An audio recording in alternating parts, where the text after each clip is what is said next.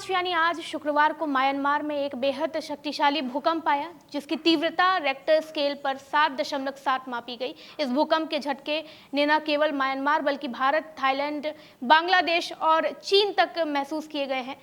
भूकंप का केंद्र म्यांमार के सगाइंग क्षेत्र के 16 किलोमीटर उत्तर पश्चिम में मौजूद था और इसकी गहराई 10 किलोमीटर थी। इतनी उथली गहराई पर आए भूकंपों का असर ज्यादा इलाके में महसूस किया जाता है और यही वजह है कि इसके झटके थाईलैंड की राजधानी बैंकॉक से लेकर भारत के पूर्वोत्तर राज्य और दिल्ली एनसीआर तक महसूस किए गए हैं।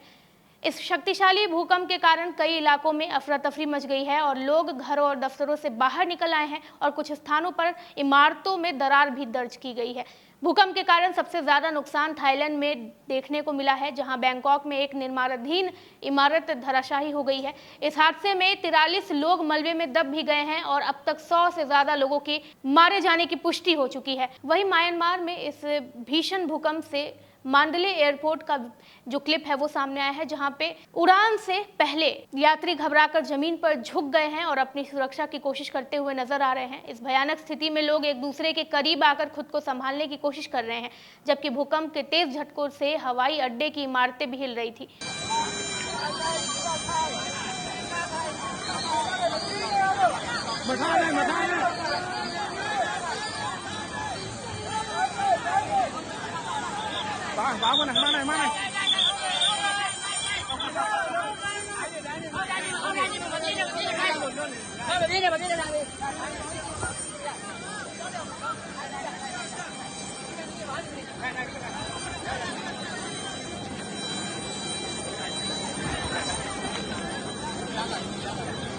इसके साथ ही सगाइंग का सबसे पुराना पुल भी ढह चुका है। आपको बता दें कि राहत और बचाव कार्य तेजी से जारी है, लेकिन मलबे में अभी भी कई लोगों के फंसे होने की आशंका है। थाईलैंड सरकार ने इस आपदा को गंभीरता से देखते हुए बैंकॉक में इमरजेंसी घोषित कर दी है और सेना समेत राहत एजेंसियों को तैनात कर दिया है। म्यांमार में भी कई घर और मंदिर जो हैं वो पूरी तरीके से ढह चुके हैं, जबकि सड़कों में गहरी दरार आ गई है। वहीं राजधानी नेपेडा में भूकंप के झटके के कारण बिजली आपूर्ति बाधित हो गई है और संचार सेवाओं पर भी असर पड़ा है। हालांकि अभी तक म्यांमार में जान माल के नुकसान का पूरा आकलन नहीं किया जा सका है, लेकिन शुरुआती रिपोर्ट्स के मुताबिक कई लोगों के हताहत होने की आशंका है।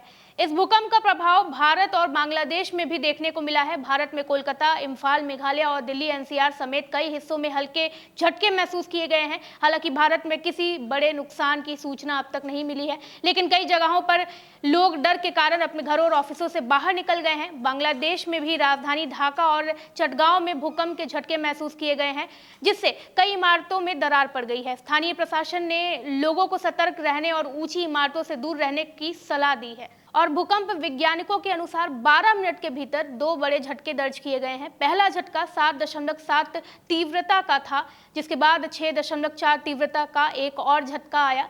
ऐसे शक्तिशाली भूकंपों के बाद आफ्टर शॉक यानी भूकंप के बाद आने वाले छोटे झटके महसूस किए जाते हैं, इनकी संभावना होती है। विशेषज्ञों का कहना है कि अगले कुछ दिनों तक इस क्षेत्र में हल्के से मध्यम झटके आ सकते हैं, इसलिए लोगों को सतर्क रहने की जरूरत है। अब आपको बताती हूँ कि भूकंप आते ही क्यों हैं। तो समझिए, धरती की सतह 7 टाइटैनिक प्लेटों से बनी होती है, जो लगातार अपनी जगह बदलते रहते हैं। ये प्लेट जो होते हैं वो आपस में टकराते हैं, रगड़ते हैं, एक दूसरे के ऊपर चढ़ते हैं या एक दूसरे से दूर जाते हैं, तो भूकंप जो है वो उत्पन्न होता है। म्यांमार और दक्षिण एशियाई का जो क्षेत्र है वो भूकंप के लिहाज से बेहद सेंसिटिव है, यानी संवेदनशील है, क्योंकि ये इलाका कई टाइटैनिक प्लेटों के मिलन बिंदु पर स्थित है। यही कारण है कि इस क्षेत्र में बार बार भूकंप आते रहते हैं।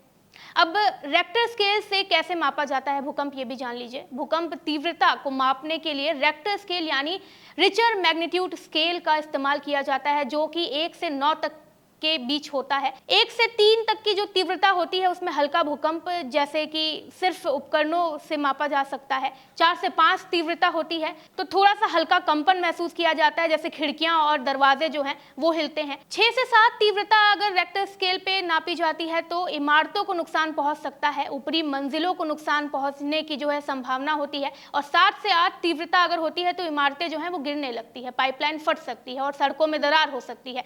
8 से 9 तीव्रता तीव्रता यानी पुलों और इमारतों का पूरी तरह से ढह जाना संभव है, और 9 या उससे ज्यादा तीव्रता अगर होती है तो ये पूरी तरीके से तबाही मचा सकती है, यहाँ तक कि समुद्र के अंदर भी सुनामी आ सकती है इससे। म्यांमार में भूकंप आना कोई बड़ी बात नहीं है। पिछले एक साल में यहाँ 45 भूकंप दर्ज किए जा चुके हैं, जबकि पिछले 30 दिनों में ये संख्या 13 हो गई है। पिछले 24 घंटे में इस क्षेत्र में 4 भूकंप आ चुके हैं। इस तरह के लगातार हलचलें जो हैं इस क्षेत्र को और ज्यादा संवेदनशील बनाती रही हैं। अब सबसे बड़ा जो भूकंप है यहाँ पे म्यांमार में, जो सबसे बड़ा भूकंप है अब तक का, वो है 7.7 तीव्रता का, जो कि अभी सगाइंग में आया था। वहीं इस महीने जो है वो म्यांमार में सबसे बड़ा भूकंप यही रहा है, 7.7 तीव्रता का। इस साल सबसे बड़ा भूकंप भी यही रहा है, 7.7 तीव्रता का, सगाइंग म्यांमार में। अब विशेषज्ञों ने लोगों को सतर्क रहने और ऊंची इमारतों, पेड़ों और बिजली के खंभों से दूर रहने की सलाह दी है। अगर भूकंप के दौरान आप किसी भी इमारत के अंदर हैं तो टेबल या किसी मजबूत चीज को पकड़ लीजिए या उसके नीचे छुप जाइए। खुले स्थानों पर रहें और भूकंप रुकने तक किसी भी इमारत में ना जाएं। फिलहाल म्यांमार, थाईलैंड और भारत की सरकारें इस आपदा से निपटने के लिए युद्ध स्तर पे जो है वो काम कर रही हैं। राहत और बचाव कार्य तेजी से चल रहे हैं और अधिकारियों का कहना है कि मलबे में दबे लोगों को जल्द से जल्द बाहर निकालने की पूरी कोशिश हो रही है। हालांकि इस आपदा में हुए कुल नुकसान का सही आकलन आने वाले दिनों में ही हो सकेगा। आपको ये वीडियो कैसी लगी कमेंट करके जरूर बताएं। चैनल को सब्सक्राइब करें। मैं हूं कृति, धन्यवाद।